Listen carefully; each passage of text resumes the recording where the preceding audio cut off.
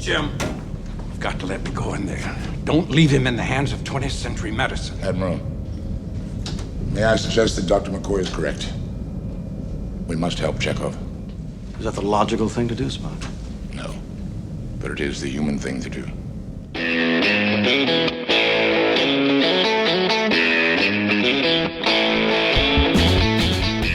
Hello and welcome once again to the Cine-Files, where this week we are concluding our exploration of Star Trek IV: The Voyage Home. My name is Steve Morris. I'm a filmmaker and directing instructor in Los Angeles, California. That's what you think. This is John Roca.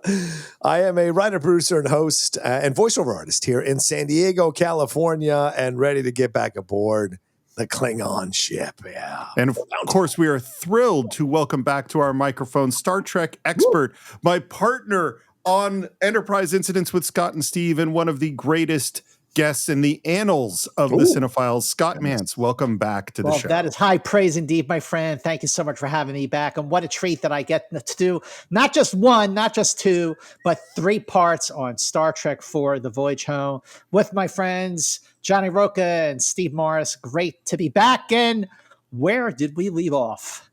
Well, before we get there, we should mention that we cannot make the Cine-Files without our great supporters on Patreon, as well as Apple Podcasts. Thank you so much. Literally, you are what keeps our microphones running. Yeah, thank you so much. And the other way that you can support the show, because a lot of you talk about how you want to support us here on the Cine-Files. Some of you can't do it financially. So another way you can do that is if you hear products and from people that sponsor us here on the show, the clients that sponsor us here on the show, if those products work for your daily life so you can fit it into your budget, you can use our code to get a huge discount on those products, and that lets those sponsors know that that you're an audience that likes to use their stuff, and they'll keep coming back to sponsor us every month. So thanks to everybody who's been taking advantage of that, especially the True Diagnostic people. They have gotten back to us that they are so incredibly happy with how many of you all have reached out to them. So if you have been hesitating on it, highly recommend you do it. Reach out to True Diagnostic as one of our sponsors, because they're very happy with how the response has gone. And by the way, if we're just throwing out some stuff here, if you've been listening to not just one, not just two, but now 3 parts of Star Trek IV, then you should absolutely be listening to Enterprise Incidents with Scott and Steve, which is our deep dive podcast into each and every episode of the original Star Trek series, still the very greatest Star Trek series of them all, which is just 1 year shy of its 60th anniversary. Now is the perfect time to start from the beginning and go through episode by episode in production order with a completely fresh take on the overreaching arc of the Kirk-Spock-McCoy relationship of the original Star Trek series. Enterprise Incidents with Scott and Steve. If you're not listening, you're missing out on Apple Podcasts, Spotify, wherever you get your podcasts. Well, and now I can finally answer your question, Scott, which is where we left off. Gillian had run into the Bounty, and they had finally she was making a lot of noise, so they finally just beamed her up onto the ship. Kirk said, "Alice, welcome to Wonderland," and she gets to have that moment of realizing that these crazy 2 guys that she met at the aquarium are actually from the future. You know what's interesting is how, for people who've been watching, so when this came out in 1986, it was the 20th anniversary, only the 20th anniversary of Star Trek. But it was also, this was the only Star Trek you had. You had the movies, you had the original series. Next Generation was still about a year away. But what's interesting is how Gillian is kind of all of us. Just like the way that Captain Christopher represented everybody watching Star Trek in 1966 or 1967, rather, that's when the episode aired. Then for every Star Trek fan who'd been loving Star Trek for all these years, Gillian was now their entry point into, they are in the 20th century, but this is still a Star Trek movie and these characters from the 23rd century. So she represents all of us. They were taken last night. I wasn't told. They're in Alaska by now. I mean, this is a huge reversal. And Gillian's just like... But they're tagged, like I told you. I mean, you can go find them, right? Can't go anywhere. What kind of a spaceship is this? It's a spaceship with a missing man. And again, the stakes are raised because the time is running out. The whales are out at sea. We got to get the whales before we, God forbid, they get hunted down by whale hunters. But they also have to save Chekov, who, he's in a hospital in the 20th century. That can't be good. I mean, he's also the fact that he's in the hospital isn't good anyway. But this is just something that Star Trek has done so well over the course of certainly the 3 seasons and some of the movies here. It's just the stakes keep getting raised. There's more jeopardy with each passing scene. It gets stacked on top of itself, and it just increases the stakes for our heroes to get it all done. It's funny. The Enterprise clearly has a system of never leave a man behind. Yeah. Unless, of course, he's got a red shirt on, in which case it's a totally different thing. But the last person, the reason I bring it up is the last person we didn't leave behind is the next person who speaks. Admiral, full power has been restored. And Gillian gets to look over and finally see Spock without that headband. Without the headband, she sees the eyes and the ears and welcome aboard.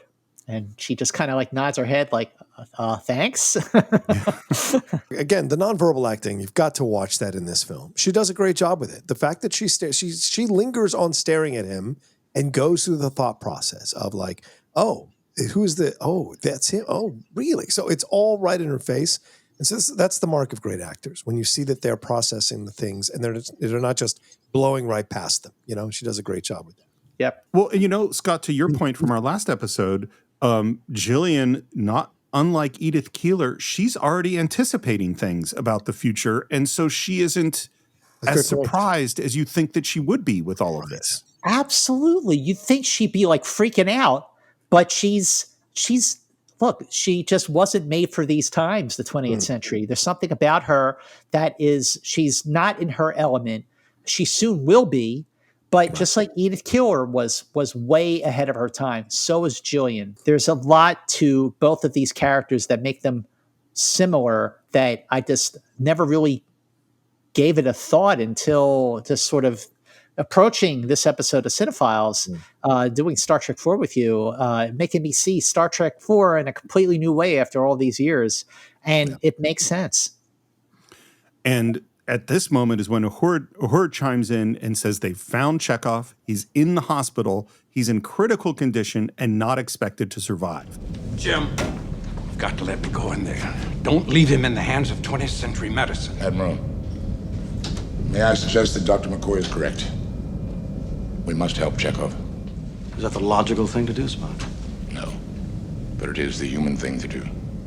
And that goes back to your point, Steve, that you made earlier about how ever since, John, I think this was your point about how having McCoy, them share of all people, Spock and McCoy having to share, a body, with the Katra, that Spock is a change. He's that more than anything is not even the death experience and the resurrection, but more of him sharing space with the most emotional human he could possibly know. Right. That is really what's changed him more than anything. Can I tell you the epiphany I had literally an hour ago? Tell us. Sure. So we've been talking about Spock. It's just an evolution of all the things we've been talking about how his character grows and changes through the course of the series. And the thought that I had about an hour ago is when we're young, particularly this is true of young men, but this is true of everybody, you really want to know who you're supposed to be. And young men frequently get fascinated by codes, samurai codes of honor. What is a man supposed to be? I'm supposed to be like this. This is what a man does. This is what a person does. And we're also desperate for affection and approval from the community that we're in. And so we're trying to fit in and we're trying to do all things, trying to be something. And then there's this thing that happens, and it certainly happened to me, and my guess is it's happened to both of you, somewhere in your late 40s, early 50s, where you start to go, fuck that. Why am I doing this? And the real question becomes, who am I? Who do I want to be? You just kind of, it stops being so important to fulfill all these codes and please all these other people. And I was like, oh, that's where Spock is.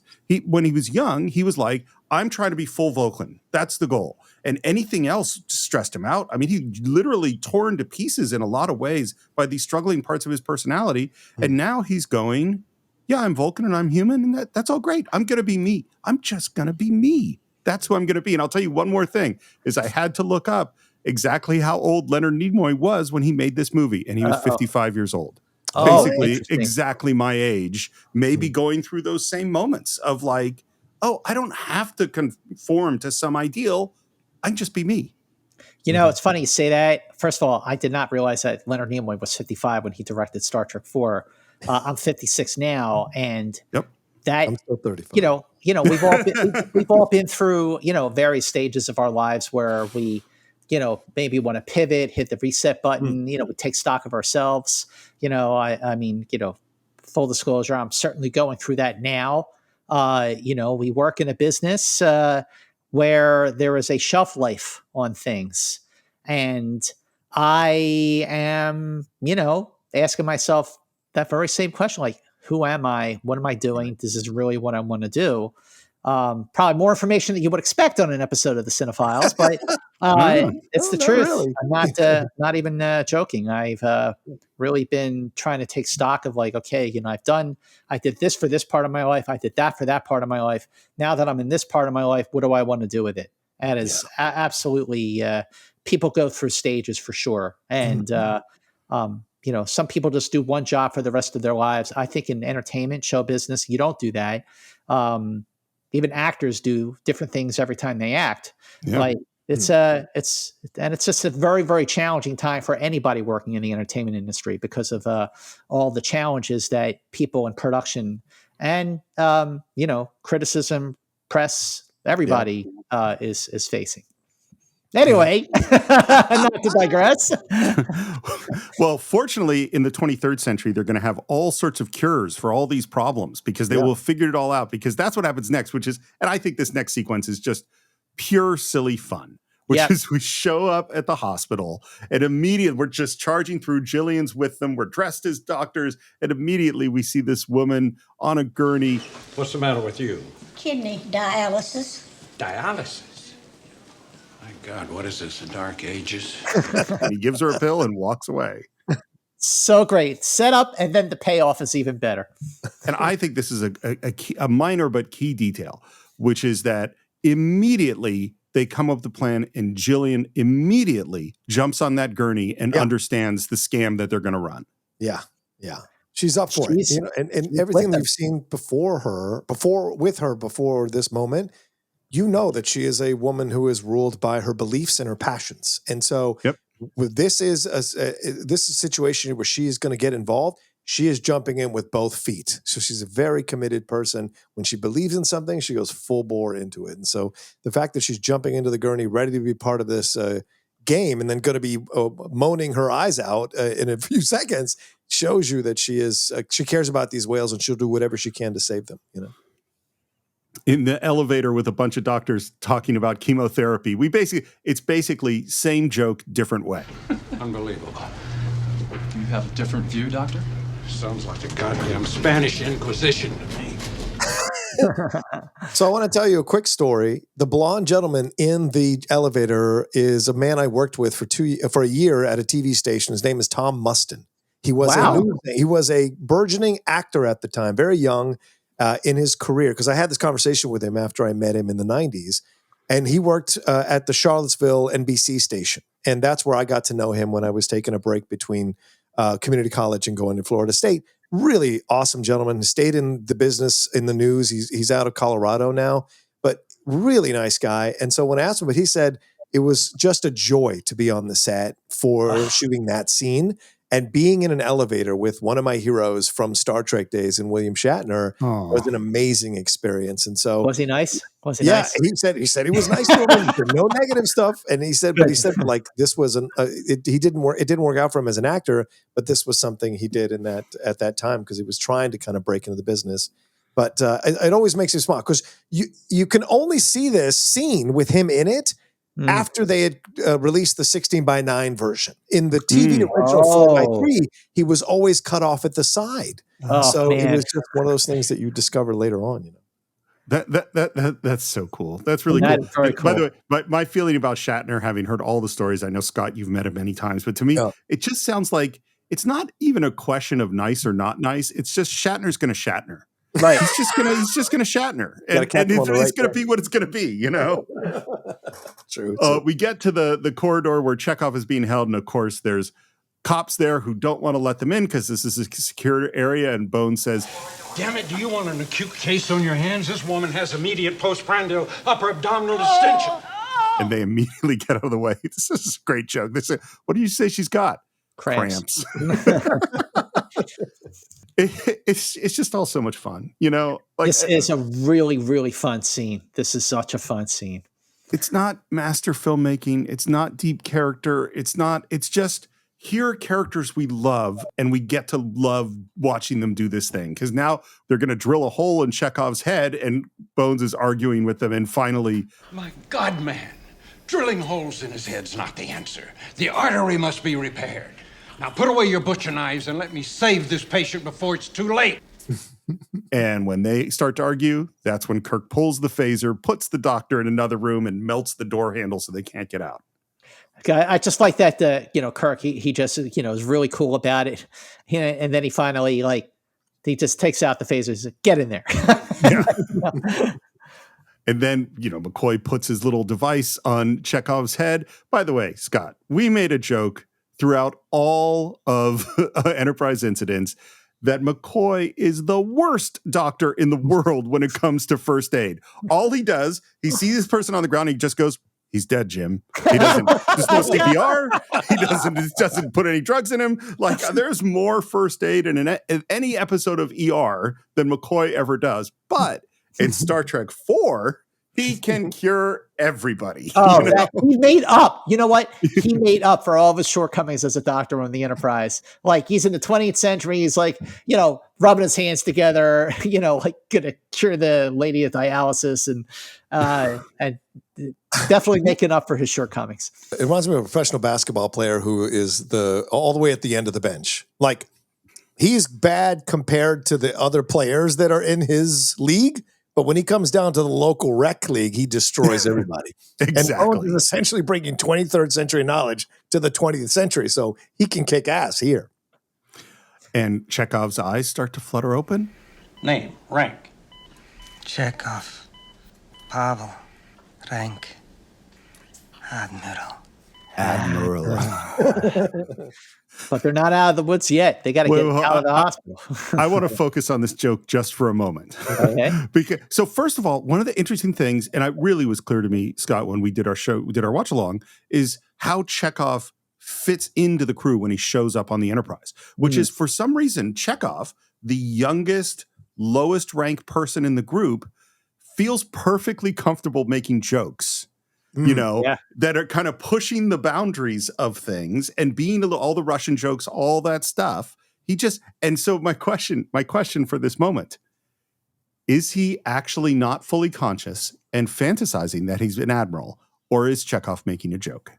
I think he's making a joke. Yeah, I do think too. he's making a joke. I mean, if you the way that Kirk was just name, rank, he says his name, and then he says his rank, it's like, Admiral. Like, totally a joke. It's the smile that he said Admiral with that shows you that he's joking. Yeah. Yeah. It's the pause and then the smile and that slow Admiral. How's the patient, Doctor? He's gonna make it. You came in with a sheet. One little mistake. And then the worst cops possibly in the history of film. You literally could just grab the gurney. But instead, they let the bad guys go with the patient they were supposed to be guarding and run into the surgery room. It's crazy. And then we have a fun run out where, of course, again, we run into the old lady who is ecstatically dancing about her new kidney that apparently grew entirely back. Yeah, just like that. Doc said, I got a new kidney. I got a new kidney. And they're running through the hospital. They go into the elevator, call for Scotty to transport them. And of course, the doors open and the cops see an empty room. And they beam into the park before walking up the steps into the Bounty. And I'm going like, why did Scotty not beam them just straight to the transporter room on the Bounty? And the only reason I can think of that they would do, it's got to be a scheduling reason. That's the only thing. It's Why? because you can't take Gillian onto the ship. Like, You're right, John. You're right. You're right, John. Very good. Thank you. Because he's, Scotty's been around a while. And so he knows, like, we can't be taking no 20th century person back with us. But Gillian was already on the ship. She had been on the ship, but they're about to leave.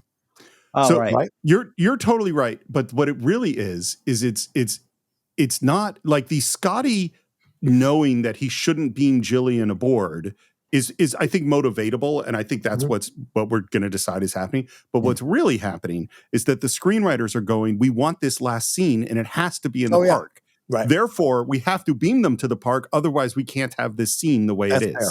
Yeah, totally. Yeah. Now, Kirk just wants to get that radio frequency so he can track them. What are you talking about? I'm coming with you. You can't. Our next stop is the 23rd century. Well, I don't care. I've got nobody here. I have got to help. I haven't got time those to whales. argue with you. And Kirk is just like, no, which I understand that you can't just kidnap her and take her to another century, and she might die in the process anyway. Right. That's right. She gives him the frequency. He thanks her. And then he says, I think, is this as close to Beam Me Up, Scotty, as we ever get in Star Trek? Correct. Great. Scotty comes first, but instead of beam me up, Scotty is Scotty. Beam me up. And then just as soon as he said that, she jumps in his arms. The beam starts and she says, surprise. And it's almost romantic. It's right, but it isn't. It's like right on the edge of, is this romantic? It feels like there is some, there is definitely something is there. There is a spark between them. There is great chemistry. She jumps into his arms. Yeah. Doesn't step into the beam. She jumps into his arms, surprise, and she is like kind of flustered a little bit being that close to him. And this moment when they beam back into the bounty, this is like the end of Act 2 of this movie. Back on the bridge. So, I'm trying to remember how this thing worked. Got used to a Huey. For the entire second act, basically, you saw the crew of the Enterprise. Absolute fish out of water for our benefit, for the comic relief of it all. And Gillian is like our window into this world of dealing with these people who are out of their element. But now that the bounty has taken off and they are all at their stations, they are back in their element. I mean, they're not physically back in the 23rd century, but in their heads, they are, because they are back at their stations and they're speaking their language. So as much, it's just such a great transition from the way that Kirk and McCoy and Scotty and Sulu, and they're all, Chekov and Uhura especially, they're out of their element, and now they are back in it, and they are doing the jobs that they've been doing for many, many, many years that they are great at, and they're doing the jobs that we have seen them do. They are back in character. The fish are back in the water, so to speak.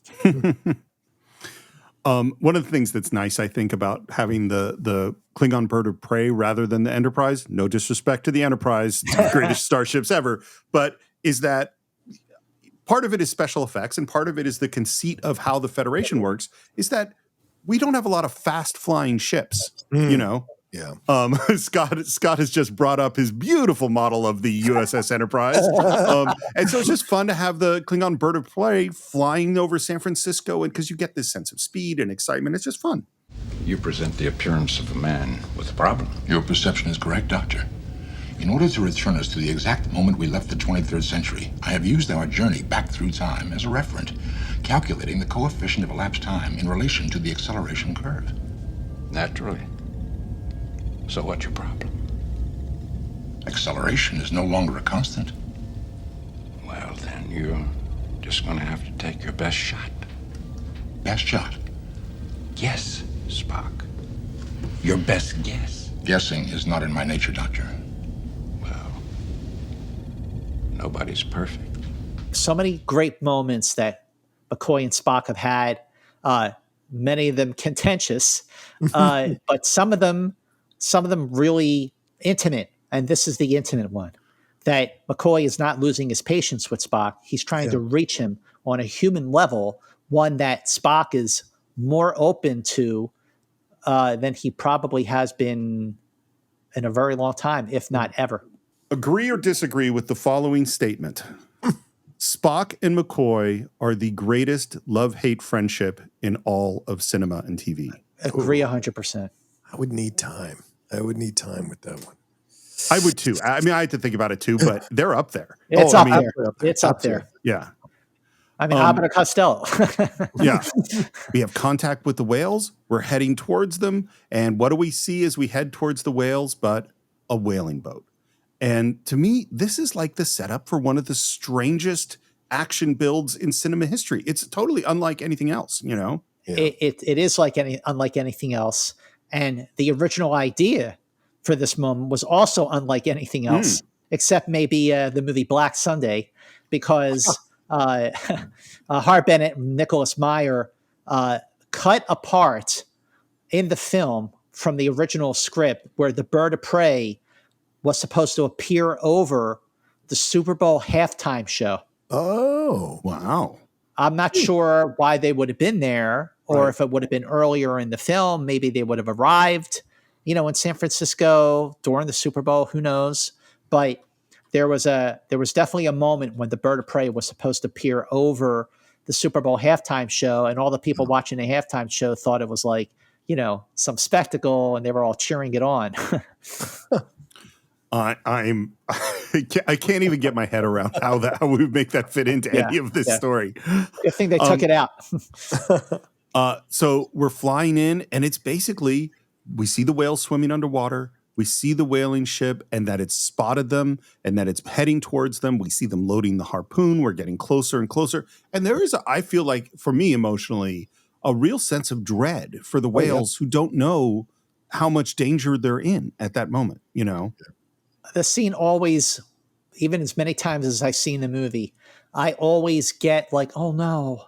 Yeah. Even though I know they're going to be okay, I still get really worried about the whales because, they're totally innocent creatures, and they're being hunted. And now we're seeing a hunt in motion.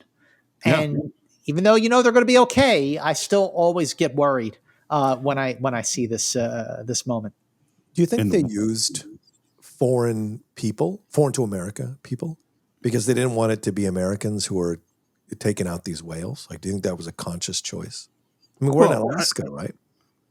Yeah, somewhere near Alaska. I mean, Americans aren't, as far as I know, aren't whaling. We're not doing, I mean, there might be some rogue American dude who's participating in whaling, but mostly it's Japan and a few other countries. Right. Very few countries actually were whaling during the 80s. Good point. So that makes sense to me. And we're getting closer and closer, and they've got basically their harpoon is aimed. They got the whales dead to right. The harpoon fires. It's shooting out towards the whales, and then it runs into something metal, which I find so satisfying in this moment. Yeah. And I love the big reveal. When the bird of prey decloaks, and the front of the bird of prey with the photon torpedo like red, like it's going to fire. It's not going to, but just the most ominous angle of the bird of prey above the whaling boat, just to scare the hell out of them. And that's exactly what it does. It scares the hell out of them they're turning the wheel, going around in circles. They have no idea. There's the 23rd century right in front of their eyes. Yeah.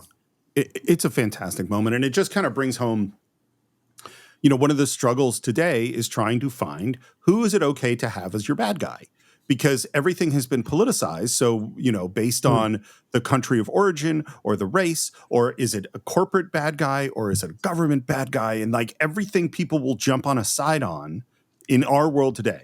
The whales are a great solution, even though it's environmental in nature, which is a more lefty thing. We all love George and Gracie. Nobody wants to see George and Gracie get killed. And so we're just great.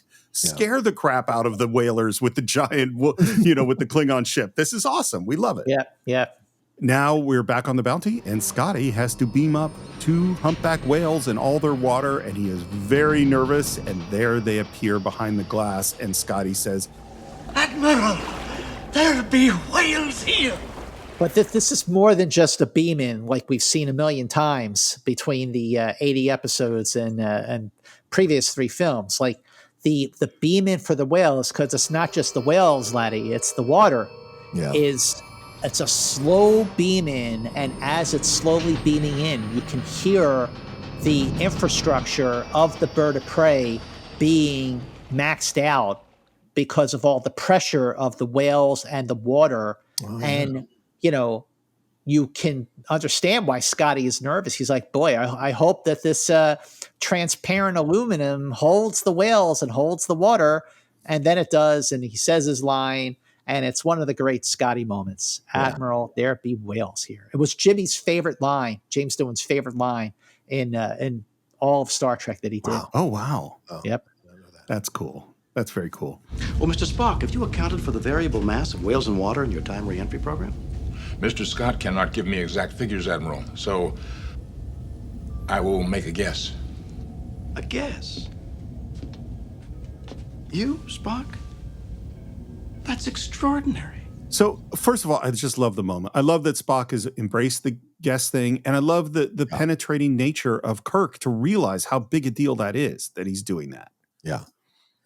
Spock Although says, he gets a little bit Anchorman-ish sometimes, don't you think? We are laughing.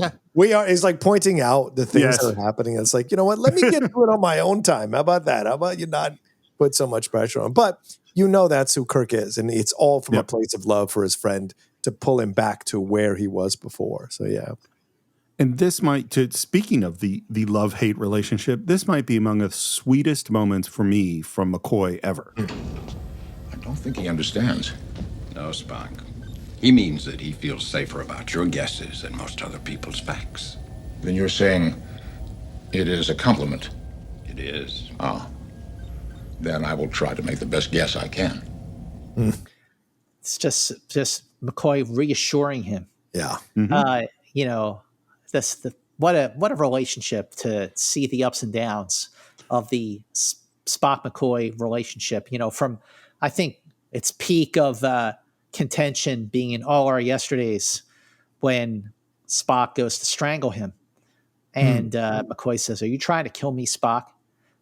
And that came after 3 seasons of arguments. And then, in Star Trek 3, you're suffering from the effects of a Vulcan mind meld. That green-blooded son of a bitch. It's his revenge for all those arguments he lost. I mean, there's so many great moments between these guys. But you're right, Steve. This is really, really, really nice.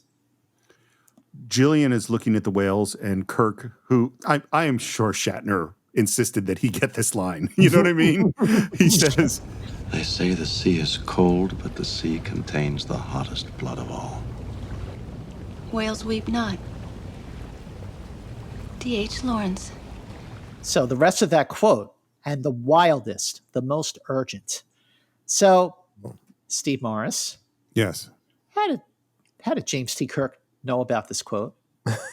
I'm assuming you're asking so that I will reply because he's a nerd and he had a stack of books. He was a stack of books with legs. Correct. He is a nerd. We keep coming back to that because it's true. He's a nerd. We also keep coming back to the quote before she did.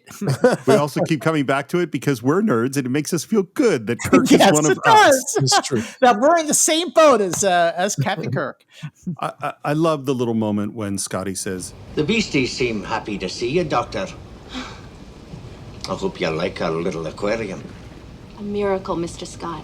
Now, she doesn't know that he's known as the miracle worker, but he is, Yes, he is. A miracle?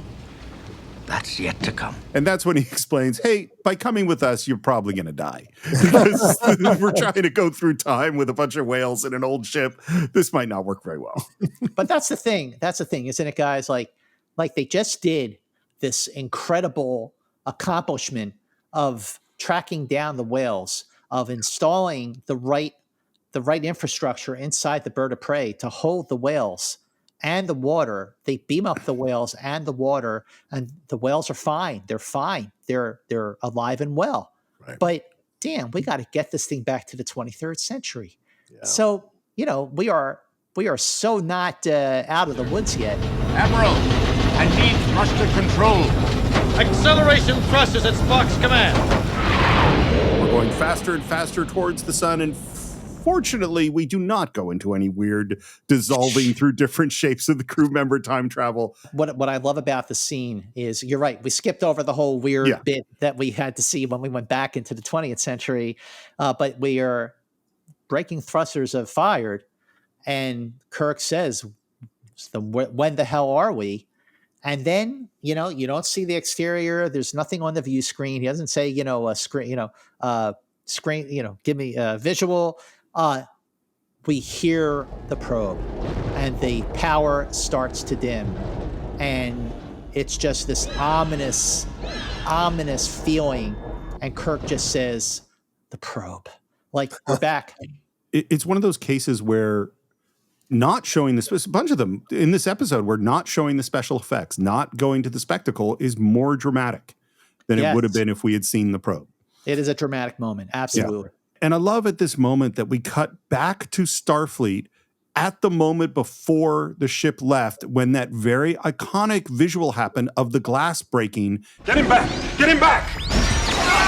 I love going right back to that moment. Yeah, they arrived back at the moment they left.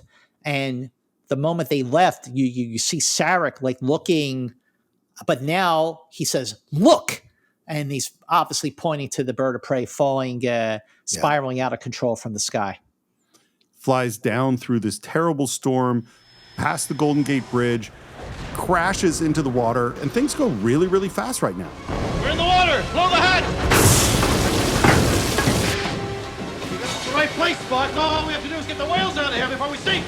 Abandon ship! Yeah, I mean, this is the Titanic at this point. We're abandoning ship. People are climbing out. Kirk is heading down to get to the whales. Scotty and Gillian are trapped near the whales. Whales are trapped. They'll drown. There's no power to the bay door.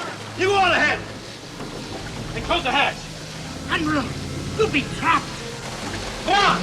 Because this is what Kirk does. This is what Kirk does. This is a great Kirk moment that, where you would see him, fight Khan in the engineering room at the end of Spacey, where he would save the day.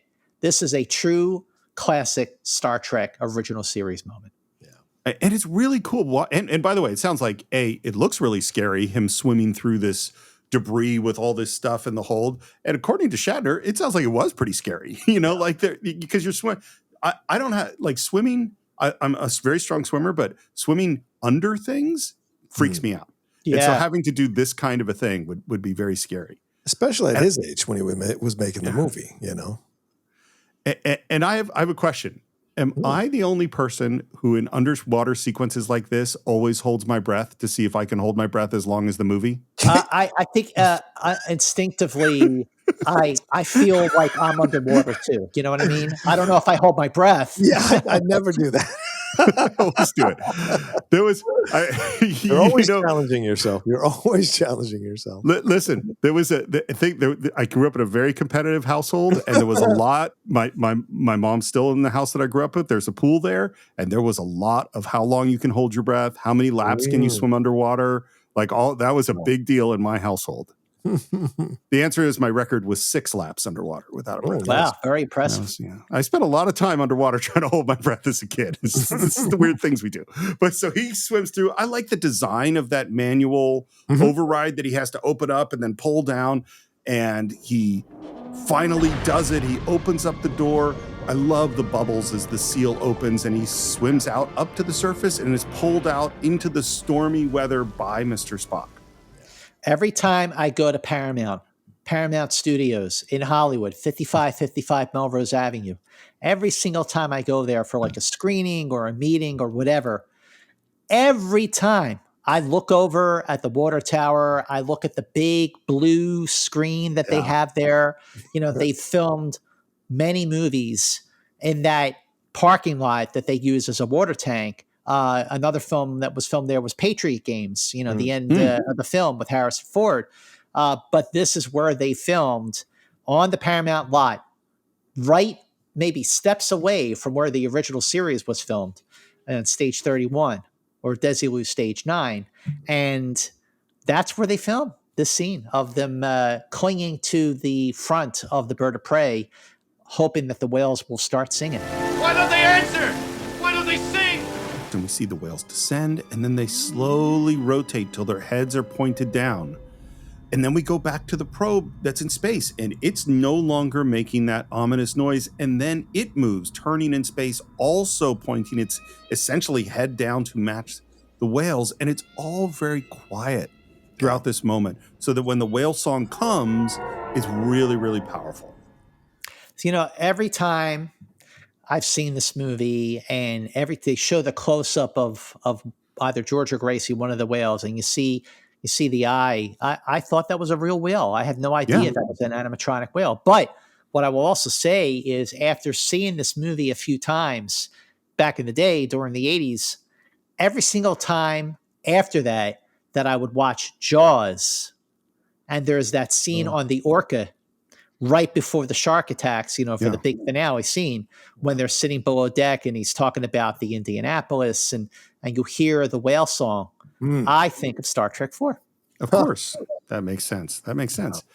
And then we have, and I think you mentioned, Scott, before, that this was supposed to be subtitled, essentially a conversation between the whales and the probe, but fortunately, we're not subtitled. Yeah, I think this is very Close Encounters-ish. I hadn't thought about it until this last time watching, but we have this musical, essentially, conversation going on that we can't understand, Yeah, I think the conversation is actually, hey, I'm going to Starbucks. You want anything? Hey, can you get me a mocha? Do you want a frappuccino? No, just a regular hot mocha. You want a grande, a venti? Yeah, I'm making a grande.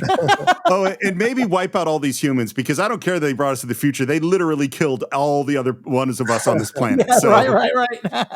Well, I have to say, I've never thought of Close Encounters. So that's interesting. I haven't seen it. I always think of 2001. Sure. Right? Because the monolith there, essentially in the sky, the black thing that it is, reminds me. And then even the probe, when they do the close-up of the probe, which looks like, I don't know what, like almost like a baby. It almost looks like a space baby, a whale baby in the way it's designed. So for me, that's what I look. And the glowing off the probe, it just makes it feel that way to me. But Close Encounters, certainly, Steve, that makes sense with the way they're communicating, considering how that was. That's not subtitled either. Right, I mean, it's really that's a really great comparison. And then that ball goes back up into the probe. And we don't know what that means, except we means that something's happened, something's changed. We've won. And it goes horizontal and disappears. And then the music becomes more positive, and the whales come up to the surface and they're splashing, and the crew is cheering, and the clouds are clear. And power's back on. The power comes back on.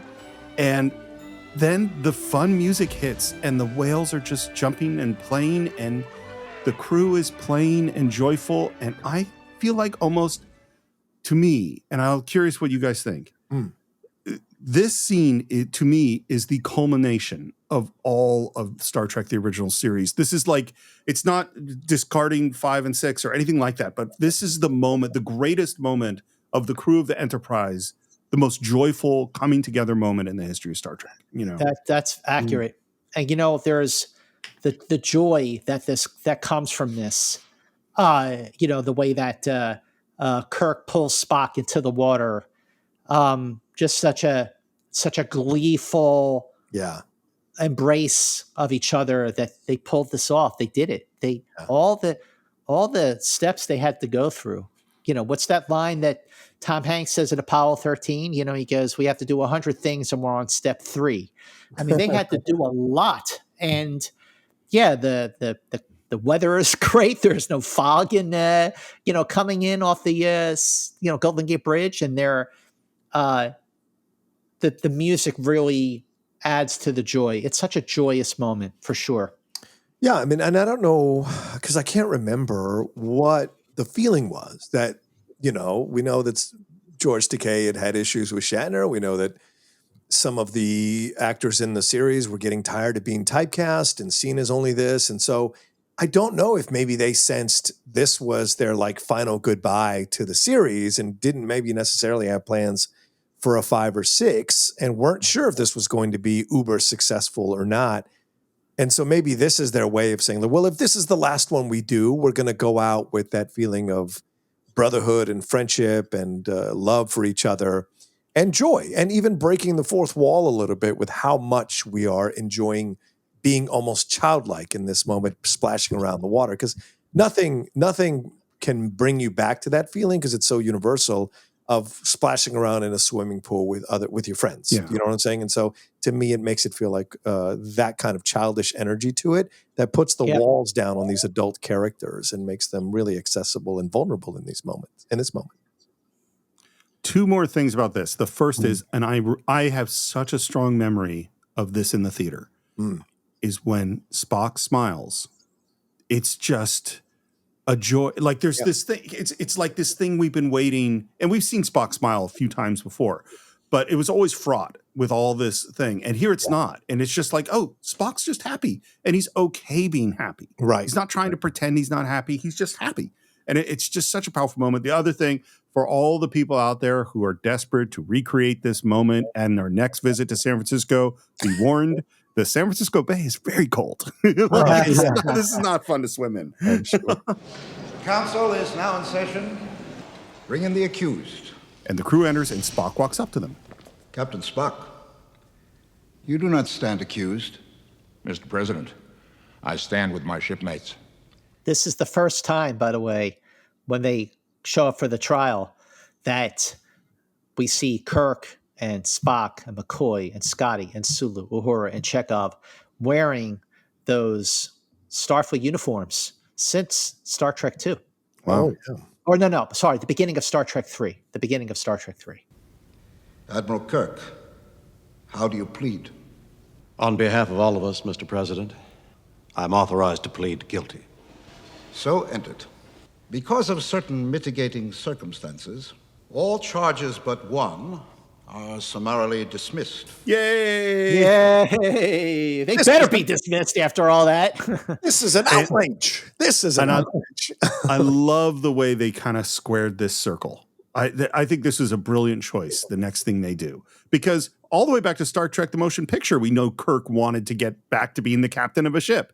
Like, we knew that, and that's what the whole plot of 2 is. We've talked about this. James T. Kirk, it is the judgment of this council that you be reduced in rank to captain, and that as a consequence of your new rank, you be given the duties for which you have repeatedly demonstrated unswerving ability. The command of a starship. I love it. You know, and the only bummer is that we didn't just get a new Star Trek TOS series and we could just have dozens of adventures rather than just a couple more. Yeah. But this is a fascinating thing because, I mean, when I was younger, of course, I would see this moment and this just kind of underscored the beautiful moment we just saw with them out in the water and, you know, how sweet that is. And so, of course, they're going to – but, like, if I was a Klingon, if I was another species and the fact that Kirk got away with this and did all the things – yes, you saved the planet of Earth, but, like, you still did stuff to the Klingon people. I'm still upset. And it's an interesting thing that they like kind of avoided that. And then all these people are celebrating. Of course, it's the Federation, but you know, we've seen in subsequent series how much the Federation wasn't as unified as we were led to believe in the 80s and the 60s and in this version of Star Trek. And so it would have been interesting to see a shot of like the Klingon ambassador storming out or something, or maybe a Romulan ambassador storming out. But they got away with everything. And they end up getting what they wanted, as you said, Steve, from the beginning, which is what Spock says to Kirk and too, right? You're first and best place or position. Commanding a starship is your first best destiny. Yes, that's it. First best destiny. Thank you, Scott. But yeah, I mean, he gets away with it. They all get away with it. And so I imagine it would have been interesting to see the Klingon point of view of this. Of like, of course they get away with it. They're favorites, for God's sakes. What is it going to take? You know. So it's a fascinating moment. But yes, it's a beautiful moment. I agree with you, Steve. It's just that the way they started this movie, there was issues with what was going on, you know? Right. I'm so glad you brought this up. And you had also brought up your idea of doing a Klingon-focused, what is their perspective through all these events? And you're totally right, because if we had them storming out, it perfectly sets up Star Trek 6. Yes. Like then we get, you know, it's like that's what this, and I'm so glad you brought this up too, because frankly, this is what governments do. Governments don't just do what is right. Yeah. They do what is expedient at that moment based on a whole bunch of stuff. Right. If they had failed at this, or I don't know, because they'd all be dead, I guess, if they had failed at this. But I mean, if they hadn't really gotten the mission correct, I think the president would have delivered a different judgment. But sure. right? As most politicians do. He stuck his wet finger in the air and saw which way the wind was blowing and made the decision that was best to kind of brush this under the rug and move on from it, and use the fact that they saved the Earth as kind of a cover for any violations that they had in service of the Federation, because they broke a lot of rules to do all the things that they did. So yeah, it's an interesting situation. But yes, it's a very sweet ending. I don't mean to shit on it. I'm just more like, it's an interesting. No, you've ruined Star Trek 4. Thanks a lot, John. Star Trek 4 is no good now. You know me, I just like to explore all the different ways and still keep the foundation that it's a beautiful ending, but there's all this other stuff that could have been interesting to see, as you said, Steve, leading us into what we would get later. Well, I'm just going to take your shitting on this one step further. There's something that came up a bunch of times when we were Scott and I were doing Enterprise incidents, which is that, and this is just dramatic structure, is there are dozens and dozens of times where it's till the last, Kirk makes some crazy gamble. And in the last possible second, the gamble pays off. And if it had not worked in the last possible second, everyone on the Enterprise, whole planets, all sorts of terrible, terrible things would have happened. Right. Is that on each of these cases, you could say, because when you're down to 3, 2, 1, and you defuse the bomb on one, that means if you were 1 second late, everybody died. Which means that Kirk has essentially gotten lucky over and over and over again and taken a lot of credit for it, when really we don't want any, because most people don't get lucky every single time. Luck doesn't mean, so we don't want people doing things like Kirk at all. Mostly it ends up terrible. But for Kirk, it ends up great. And at this moment, Gillian comes up, and is Kirk maybe flirting with her a little bit? Little? Maybe a little bit. Wait a minute, where are you going? You're going to your ship. I'm going to mine. Science vessel. I got 300 years of catch-up learning to do. You mean this is goodbye? Did Kirk really think he was hooking up with Gillian? Yeah, I think he did. I think Kirk is an inherently lonely man. And so when he finds somebody, and I think this because Kirk is a unique human being. And you just went through a whole great monologue of the things that could have gone wrong if Kirk's guesses didn't work out, right? And he would have not been an extraordinary human being if his guesses hadn't worked out. But because they have, he is an extraordinary human being. And because he is, who he partners up with, the person has to be extraordinary themselves. And so he is always doomed to be a person who never gets the incredible woman to be his partner, until, of course, we got to Generations and this phantom woman that she's talking about on a horse and whatever. But like Antonia, whatever. Which I wasn't. I hate that. I agree with you, Scotty. And so I think he can win at everything else, but he must have some place where he can't win. And even though it doesn't bring in the no-win scenario, believe in the no-win scenario, it is in the personal relationships where he never seems to get the woman that is his partner in life. He always loses out on it. And it's that little bit of tragedy, I think, that helps him to become a person that we kind of subconsciously love for that as well. And I think that's, to have her walk away from, just like Rudy, just like Keeler dying in that episode, it's that kind of little bit of tragedy underneath everything for Kirk. But he can't. Well, first of all, that's beautifully said. But, this is, Gillian looks so perfect in a uniform for a science vessel. Right? She is clearly where she belongs. Yes. She's in her time with George and Gracie, and she was always way ahead of her time. So now she caught up with the time that she was supposed to be at. And, the mission accomplished. The whales were brought back to the future. The probe was satisfied. Earth is safe. All the starships are getting all their power back. And now Kirk can be like, okay, let's kind of explore our feelings for each other. And she goes, nope, sorry, I'm out of here. I'm on a science vessel. Why does it have to be goodbye? Well, like they say in your century, I don't even have your telephone number. How will I find you? He's totally flirting with her. Yes. And she's like, he goes to kiss her. She turns her head, kisses him on the cheek, and whispers in his ear, "See you around the galaxy." What a great line. I think it may not be up there with this line, but it's here's looking at you, kid. Yeah. It's a beautiful, beautiful moment. Yeah. And again, just very, I keep going back to this, but I just feel like there is a similar admiration that Kirk has for Gillian that he also had for Edith. Yes. Things were very different. Yeah. Things were very different in Sitting on the Edge of Forever. Yeah. Very, very, very serious. There was no, there was fish out of water stuff, but it wasn't played to this kind of comic relief. Maybe it was a little bit. There's some good comedy in City. The stone knives and bear skins and all that stuff. And the cop, how could your wife let you leave like that? Here, let me help you. But the car crossing the spots, just like looking at the car. Hey, look where you're going, will you? But I do feel like there is a correlation between Gillian Taylor and Edith Keeler. Yeah, and Carol Marcus. These are the three women that we have seen in Star Trek that he can't quite end up with. Get over.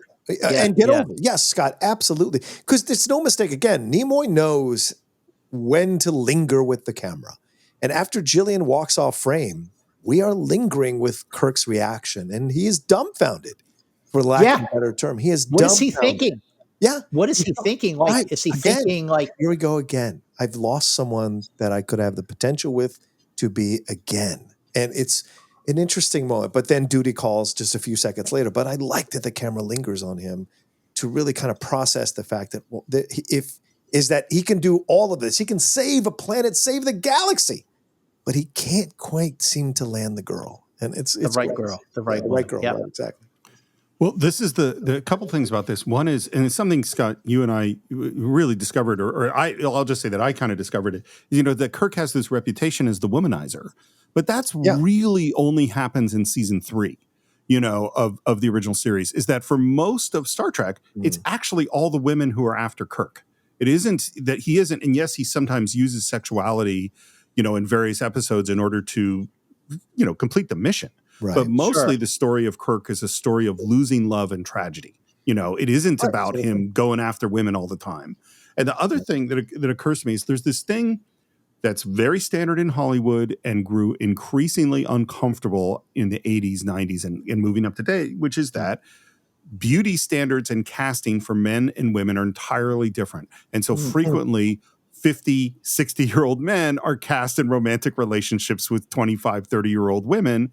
And it's weird, and it gets this weird place. And I think this movie, the way it handles it, walks the tightrope in a really successful way, which is it doesn't say that an older guy can't be attracted to a younger woman. And it doesn't say a younger woman can't be attracted to an older guy, but it doesn't say they end up hooking up either. It just says, yes, there is some attraction here, but we're not going to go anywhere with it, Well, yeah, because she's a career woman. Remember, this is the 80s. And this is when the Sheena Easton song, Modern Woman, like this is when women were really embracing being a part of the workforce, 9 to 5. So like having her say, and look, again, the nonverbal acting here from her where she lingers staring at him to his responses of like, well, how do I get your phone number? What, is this goodbye? Am I not going to see you again? He's the one that is pleading to be with her and to find a way for them to keep seeing each other. And she lingers for seconds before she responds, trying to find the right response. Because I'm not saying she's friend zoning him, but for her, this is not the time to settle down. This is not the time to explore a relationship. She's come into the world. She wants to discover all this stuff. Later on down the road is when she'll maybe find someone that she wants to settle down with. But for right now, she's a career woman and she wants to go and establish herself in her career first. And then she'll figure out love, which I think is as you said, Steve, is like they don't have to end up together. But the fact that they have a very touching end to their connection here, I think is a smart approach to the writing that mirrors what was going on in our society with changing gender dynamics. Spock and Sarek.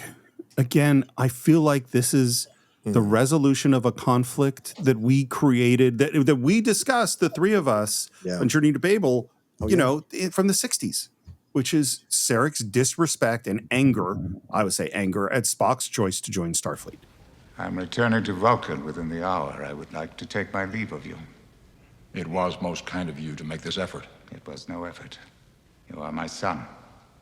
Besides, I'm most impressed with your performance in this crisis. This moment is so earned. Yeah. It's so earned when you look at the arc of the relationship between Spock and Sarek. Journey to Babel. I mean, really, Journey to Babel, a little in Star Trek 3, but certainly at the beginning of Star Trek 4, and now here at the end, when Sarek says, "Your associates are people of good character." That's a far cry from the disrespect he had for Starfleet, Journey to Babel. Well, what did you say, Steve, earlier, right? Like Spock is 55 when he makes this movie. You're 55. Scott's 56. I mean, we're there. No, I'm 56 too. I'm sorry, you're 56. Yeah. So we're all Scott and I around are like a month apart. Oh, wow. Yeah, that's right. But like, this is a Sarek who is older. That Sarek from Journey to Babel was a younger, full of piss and vinegar guy who was very clear about what's right and what's wrong and what you should do. This is an older Sarek who's been through the battles and the wars and the negotiations and the diplomacy and seen lives lost because of hard-headed decisions or adherence to a code, possibly. And so seeing how this all ends up, by the way, the way Spock frames it is fantastic, with the two guards, one on each side of Sarek and on Spock, and them in the frame center. And they've never looked more father and son than they do in that moment. And I have to tell you, I get emotional or I cry every time when I watch that scene. Not as bad as Field of Dreams, but there's something about watching a character get the approval of their father. And as you said, Journey to Babel, the way that they weave that in by saying, if I recall, it was me who did not like you wanting to be part of the Federation. And then he says, I'm incorrect. And then they have that shot of Spock lifting his eyebrow, right? They use it in the right way, that stereotypical shot of him raising the eyebrow, because he is surprised that his father admits that he's incorrect about something, which is not something Spock had ever experienced from Sarek, probably ever before. And so there's that real kind of letting down the walls a little bit with each other. And that happens with fathers and sons as they get older. There is a little bit more of the softening of the edges because you're both vulnerable in different ways. And so it's great to see that be an element here and how they wrap up their relationship for now. So I want to really dig deep into Sarek's line here, because I think this is some beautiful, brilliant writing, and it has so much in it. So first of all, he says, as I recall, I opposed your enlistment in Starfleet. Yes, as I recall. Now, this is, from everything we know, the central conflict in Spock and Sarek's life, in which Spock didn't speak to Sarek for decades. Yeah. Because of this conflict. And so the minimizing by going like, it's tough. And Sarek remembers everything. So as I recall, it's bullshit to begin with. He's not going to fully admit it. Yeah. No, exactly. But that's what's so great about the line. And then he doesn't say, I was wrong. He says, it is possible that judgment was incorrect. Yeah. He says, maybe I was wrong. Yeah, you got to. That's great. Yeah. He's going to give, he's never going to fully admit that he was wrong, but he will open the door to the possibility, which is probably as close to an apology as you're ever going to get from Sarek or a Vulcan, And I think this version of Spock understands that and accepts it. Old version of Spock might have argued further. You know what I mean? There might have been more conflict. And then Sarek asks, Do you have a message for your mother? An amazing plant and payoff. Yes. Because I have entirely forgotten. I know no memory of that sequence at the beginning. And Spock says, Yes. Tell her I feel fine. Yeah. Again, an earned moment. Yeah. It's bookends the entire film. Good point. How do you feel? Yeah. I feel fine.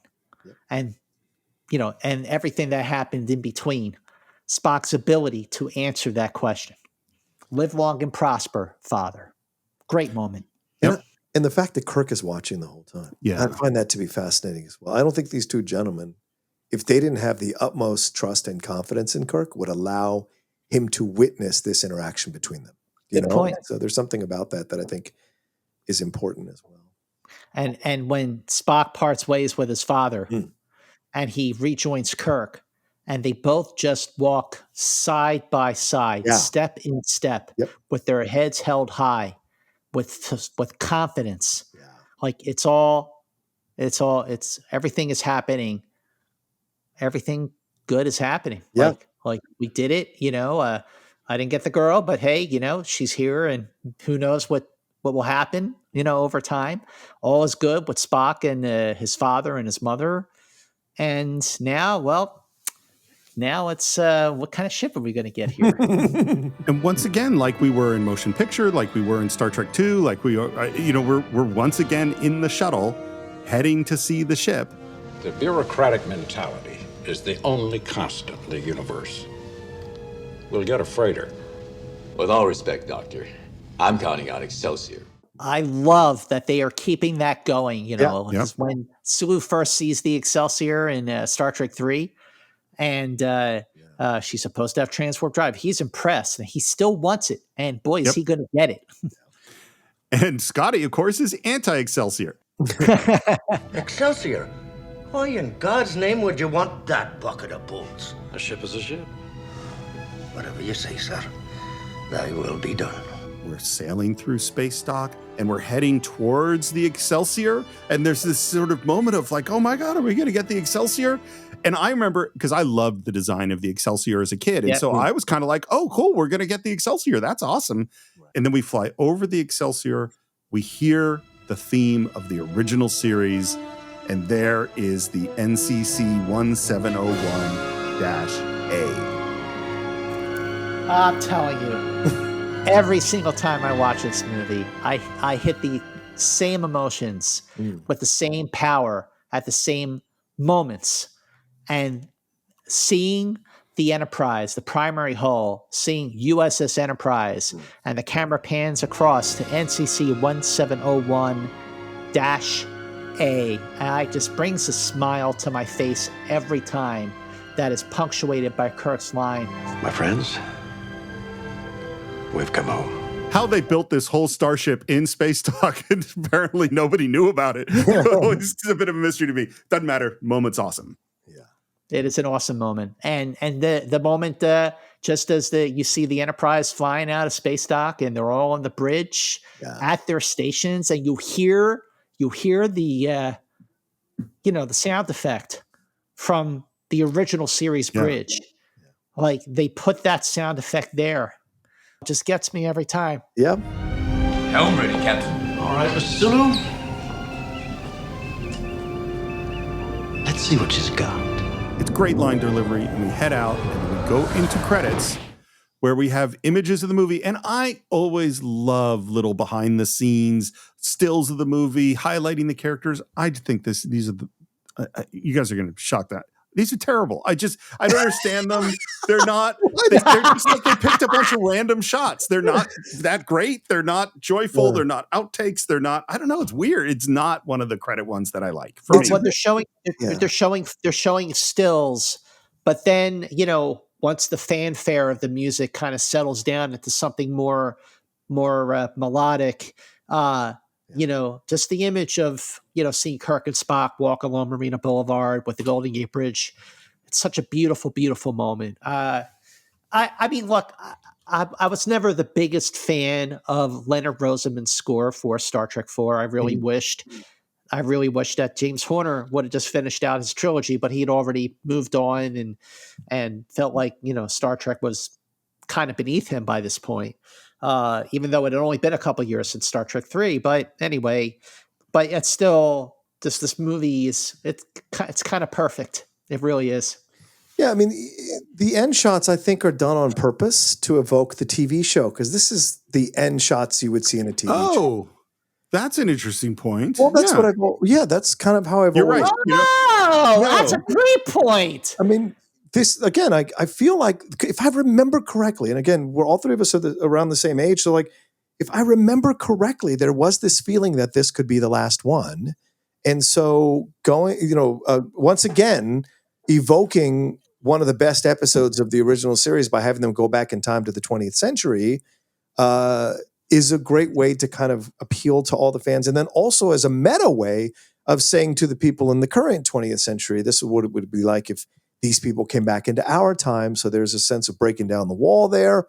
And then the way that they end the film with everything being resolved. All the lingering storylines are wrapped up, except obviously the Klingon stuff, which I mentioned earlier, which we come back to on 6. And then at the end, having these clips play throughout, it just feels like they were possibly saying goodbye by evoking all the stuff that you've come to know about the Star Trek TV show and the Star Trek series overall. So that's the way. That's a really, really great point. John, I never thought about it, but yeah, every episode ends with stills from the episode we just saw, or stills from other episodes. I remember when I was a kid, just watching Star Trek for the first time, and you got to the end of the second season episodes when you're watching the credits, and you see that image of Balok. I saw that. That scared the hell out of me as a kid. I'm like, what the hell is that? So, by the time I started watching Star Trek, and I remember vividly that it was during the second season, because it was like, mirror, mirror and all that. So, you get to the end of the credits and you see the Balok image, but by that point I still hadn't seen the Corbomite maneuver. So I had no idea what that was, but that still boggles my mind. Back. It still boggles my mind that you can remember what order you watched the original series in when you were 7 years old. 7. I'm telling you, man, it just made that much of an impact on. Of course, you're talking to somebody who has an affinity for movie release dates. Right. So, sure. Come on, guys, you know this. We all got our things. Absolutely. So, yeah, for sure. The movie opened on November 26th, 1986. So less than a month later, on December 20th, one of the great moments of Star Trek fandom, for better or worse, happened. That moment, my friends, is when William Shatner hosted Saturday Night Live. Classic episode. I remember it was obviously, late at night on a Saturday, December 20th, 1986. And I was sitting up with my parents watching Saturday Night Live. I was all excited that William Shatner was hosting because I had already seen Star Trek 4 a few times. And he does the Get a Life skit. I love that skit. That Get a Life skit is still the funniest, most cringe-inducing skit, but laugh out loud funniest Saturday Night Live moment I think I have ever seen. Before I answer any more questions, there's something I wanted to say. I having received all your letters over the years, and I've spoken to many of you, and some of you have traveled, hundreds of miles to be here, I'd just like to say, get a life, will you, people? And everyone in the audience applauded and whooped and hollered. Yeah. And he says to, I think it's is it John Lovitz? John Lovitz. Yeah. He's wearing a blue Ike Rock Spock shirt, and he's wearing ears, and he says, have you ever kissed a girl? And he looks down like ashamed. But the moment that I remember about this is, the convention promoter goes up to him and they get into a shoving match, and Shatner goes back to the microphone. He goes, of course, that speech was a recreation of the evil Captain Kirk from episode 37. And I turned around to my parents and I said, "The enemy within is episode number 5." And my dad went, "Touche." It's funny. I'm glad you brought this up, Scott, because there's a weird thing about this. This is obviously a very, very famous sketch, but it's also, what's weird about it is that it is ostensibly insulting nerds, right? Like, that is the whole point. And yet, as a nerd, making fun of them. It's not. Yes. I don't know if it's insulting. It's more making. I mean, saying "Get a Life, have you ever kissed a girl?" is not It's an SNL thing. If it was done like a serious approach, get out of your parents' basement. Right. I think that agree. If it was on a serious show, it's like, if it was Shatner on, like, I don't know, on Charlie Rose's show or something, like, these people need to get a life, and if they even kiss girls, then that's insulting. I think this is done under the auspices of, like, taking the piss out of something. Yeah. I totally agree. I mean, it is making fun of people, but in a way, for me as a nerd, and it sounds like, Scott, for you too, what the result of it was actually to feel totally seen. You know what I mean? Probably. Yeah. Yeah. Like you kind of wore go it like a badge of honor. It was a badge of honor Yeah. that he was like talking to us. And what's so weird is that at that time, nerds were like nerds was not cool. And so No, it you were wasn't. socially awkward. And it wasn't just that the things you were into weren't cool. Yeah. That's certainly true. But it was also you weren't cool. You know, that's where have you ever kissed a girl thing comes from. And that now we've gotten to this weird place where all the nerd stuff is totally mainstream.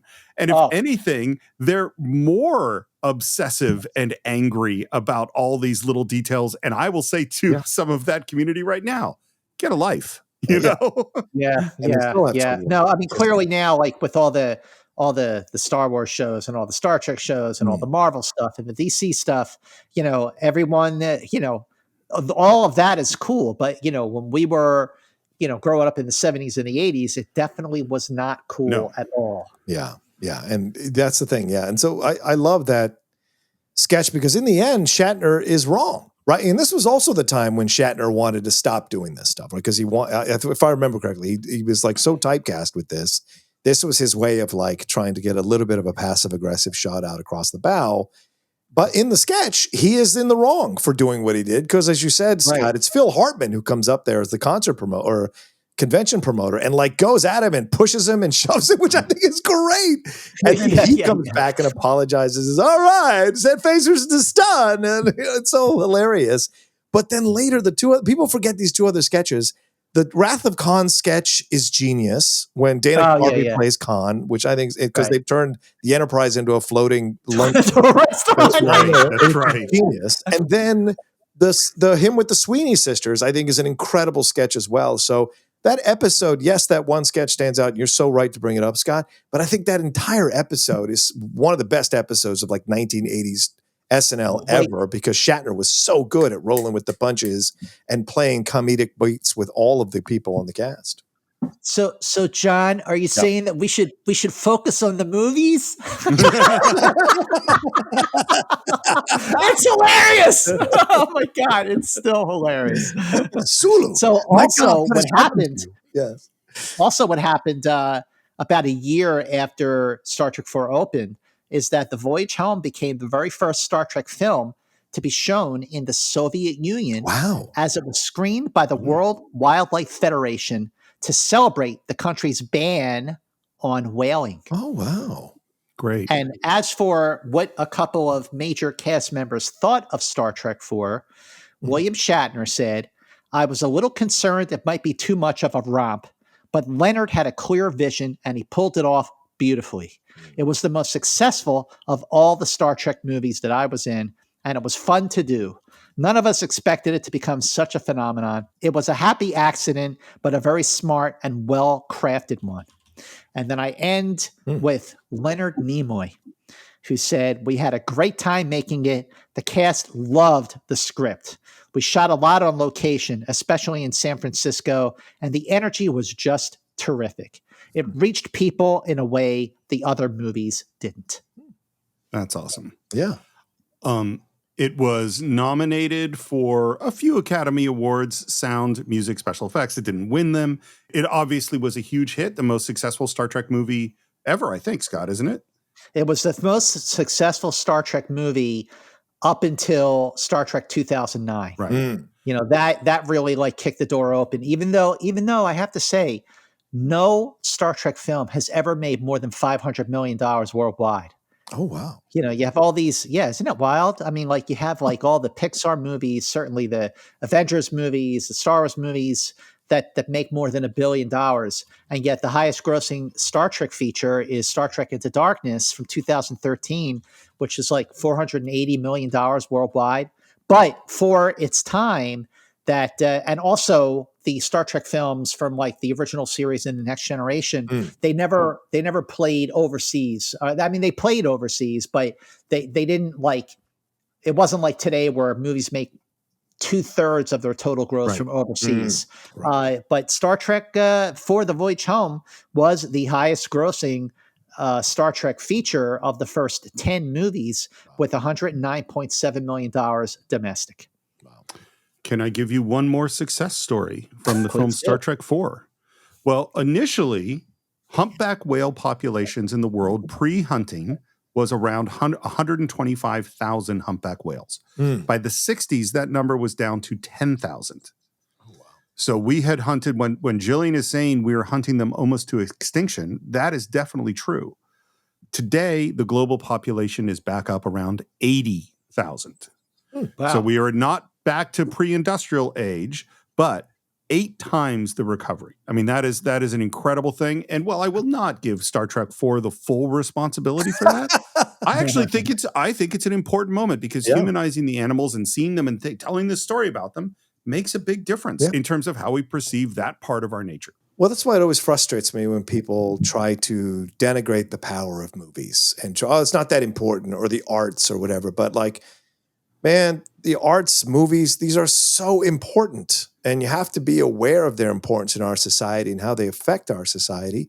And sometimes they're the things that drive and inspire the people in our society to do amazing things in our society, because at a young age, they saw something in a movie that moved them, touched them, affected them, educated them.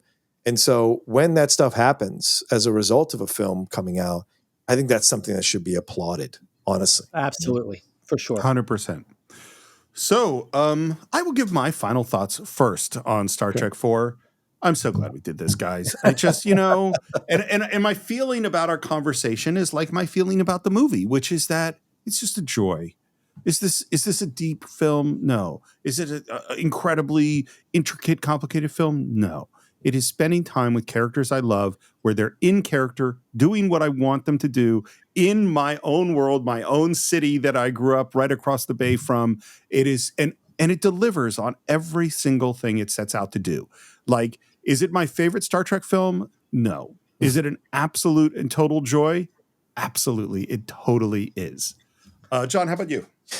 Here's my final thoughts. I'm also very happy we did this. And, sometimes in our scheduling, we're not always sure where we're going to go or what we're going to do next. And this was a happy little accident where there was a pocket of time that opened up for us because of a scheduling situation. And we decided to do this movie. And at a time when so much is happening in our world that makes people feel uncomfortable, overwhelmed, or scared, it's great to revisit the films that made you smile, made you cry, made you feel hopeful about the world and the possibilities for the human race. And I think this film does that. And you've got an incredible crew to enjoy and savor in a Star Trek adventure. And so I'm glad we did it. And honestly, I loved hearing from both of you what you guys thought about scenes that I had seen over 1 million times in my life. Of course, I'm exaggerating, but clearly it feels that way.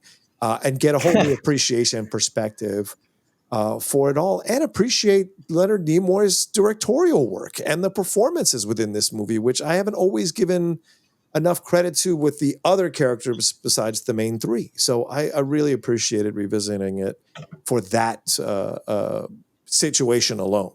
So yeah, great stuff, man. Thank you, gentlemen. Yeah, I have seen this movie more times than I can count, but 1 million times is probably pretty accurate there, John. And, over these years, people have referred to Star Trek 4 as the one with the whales, Oh, yeah. And as soon as somebody says that, you go, oh, yeah, the Voyage Home, And when you say that, when you feel it, when you hear those words, the one with the whales, it gives you a good feeling, because this movie is a good feeling. Yeah. It is a good feeling, especially now, because we really need a good feeling now. But it was such an optimistic look at what we can do to ensure a better future, which is what we need a whole lot more now than we did in 1986. But still, the way that Star Trek was intended to be an allegory for mirroring the times, and the original series definitely did that. Not every episode, but certainly a lot of the better ones. Yeah. And here you have a movie that's a little more on the nose than an allegory, but it does what it does so exceptionally well. Yeah. Because it's true to the characters. It's playing to their strengths and their weaknesses. For comic relief, certainly the familiarity that the actors have working together and the chemistry that they all have, especially Shatner, Nimoy, and D. Kelly. Yeah. And just in the way that that it ties into how communication was just such a big part of solving problems in the original series, and they made communication the key to saving the day in the Voyage Home.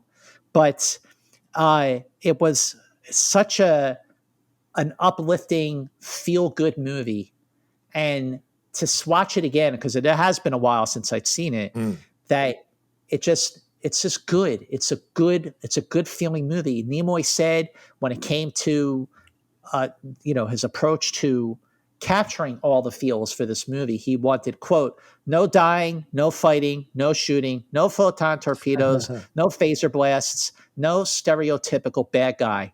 Things that have been, end quote, by the way, things that have, been played to the fore for certainly Star Trek II and some of the episodes like Doomsday Machine. But here was a deliberate approach to stay away from all of that. And you got one of the very, very best Star Trek, not just movies, but Star Trek stories, period. Yeah. And this is a film that it's easy to see why people who didn't like Star Trek or had never watched Star Trek liked the movie. It didn't matter.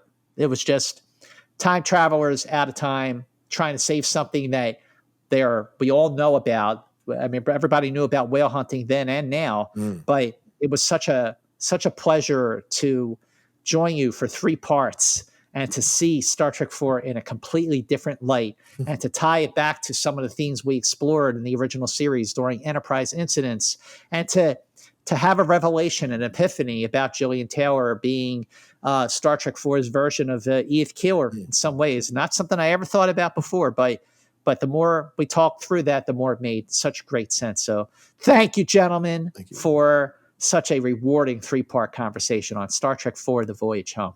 Thank you. And to everyone listening, we'd love to hear your thoughts. You can visit us on our Facebook page. Just do a search for the Cine-Files. It's Cine_Files on Twitter, the Cine-Files podcast on Instagram. You can also subscribe to the show at all the places where you can get podcasts, along with Enterprise Incidents with Scott and Steve. And why don't we subscribe to the Geek Buddies and the Hot Mic and every other, and Spill the Tequila and any other podcast that the 3 of us are involved in. While you're at it, please leave your comments or your reviews. They're very helpful. If you want to buy or stream Star Trek 4, along with every other film we've ever reviewed, it's at Cine-Files.net. And you can support the show at patreon.com/the Cine-Files, where you can get ad-free versions of the show, our Cine-Files shorts. Those are also available on Apple Podcasts. And if you want to reach me, SR Morris on Twitter, SR Morris1 on Instagram. John, how would they reach you? You can always reach me at The Rooka Says on Twitter, Instagram, TikTok, Threads, and Blue Sky that I'm out there on as well. And of course, as Steve mentioned, the YouTube channel that I host, that I now is the John Roca channel. By the time you guys hear this part, it will be the John Roca channel.